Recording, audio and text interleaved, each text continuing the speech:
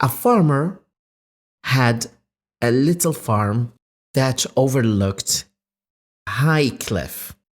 He had a son. His son was disobedient.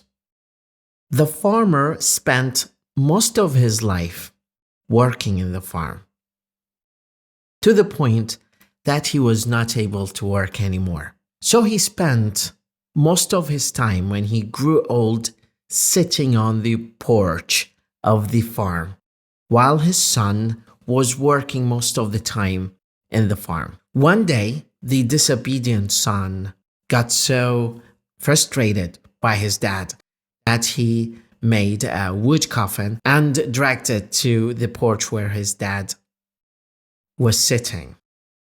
When his dad saw that, he peacefully stood and walked to the coffin and lied down in the coffin.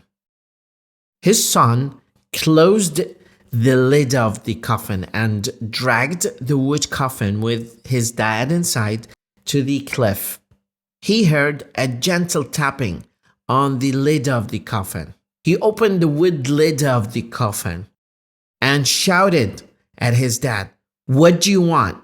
His dad peacefully replied, "I know you want to throw me over the cliff and get rid of me. But before you do this, I want you to save this coffin for your children, because they might need to use it with you." The moral of the story is, no matter what you do to your parents, it will get back to you sooner or later.